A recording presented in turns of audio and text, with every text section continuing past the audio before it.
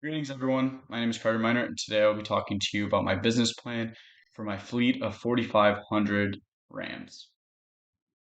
The big plan. The plan is to optimize oil changes with extended intervals, keep up on coolant replacements, use a hybrid system of alternating from OEM and premium aftermarket parts to save money and time for the customer while also increasing their efficiency and profit margins. Why the Ram 4500? Well, there's endless possibilities for it as it comes with no bed from the factory. So as you can see up top, this one is used for um, a dump truck, and the one down below you can't see it, but it's a tow truck. There's endless possibilities for these vehicles, and they can be used anywhere. Also, the diesel Cummins engines that come in it, the 6.4 liter, can handle hundreds of engine hours. They're relatively cost efficient and generally cheaper than most manufacturers. Also, the maintenance cost is cheaper than other manufacturers and has a higher towing capacity compared to other diesels like the Power Stroke or the Duramax. Problem statement. The main issue is staying up to date with oil and the oil changes and also the fluid changes. Um, Also, basic maintenance, preventative maintenance, and OEM versus aftermarket parts. Obviously, as stated, I'll be using a hybrid system of aftermarket and OEM. Also, standardized technician training, making sure the technicians are trained and aware of what they're doing so they can do it correctly and prevent work coming back. Parts and fluid. The 6.4 liter requires OW40 full synthetic oil. You can use either Pennzoil Platinum or Mopar. The Mopar oil is actually just Pennzoil in a Mopar bottle for licensing purposes.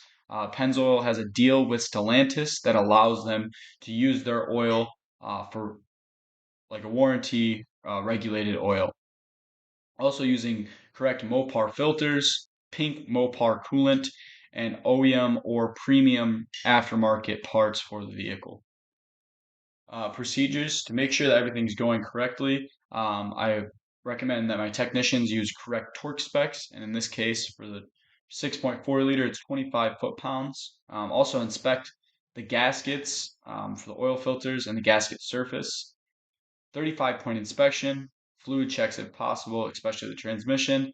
They're known for having bad transmission issues, so if we can prevent them now while it's still in here, um, changing out the fluid can help prevent replacing your transmission down the line. Also, making sure that my technicians are using proper tools for the jobs.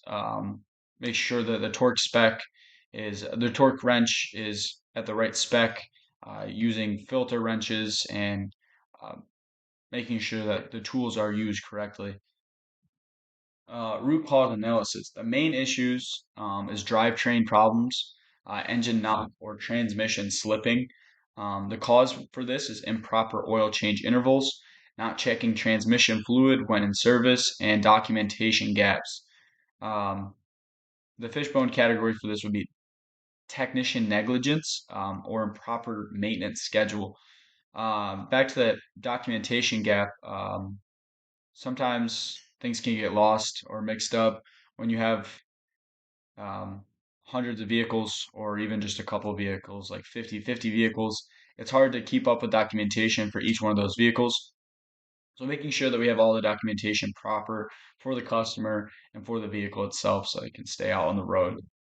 Recommendation. I recommend consistent maintenance checks based on time and engine hours.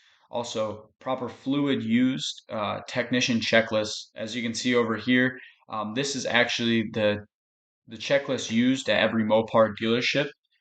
It's used as a 35-point inspection for the vehicle so that we know what's going on when it's already up in the lift getting an oil change. My goal is to increase oil intervals from 7,500 to 10,000 miles.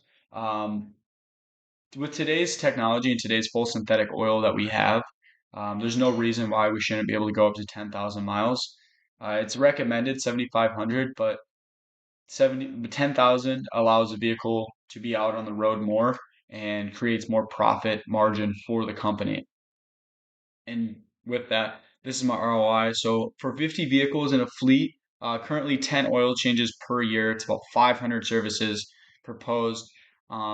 If you cut that down to 7 oil changes per year, that's 350 services, saving the customer 150 services annually.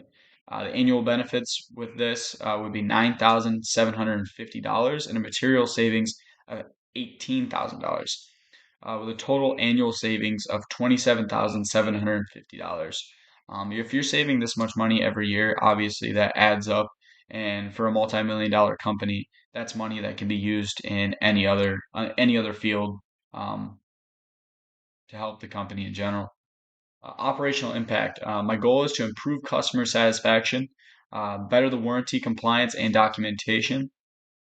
Fewer services equals reduced downtime, more time for the vehicles to be out on the road, more time for money to be made, and people to be helped. Time appropriate services allow the customer to plan ahead.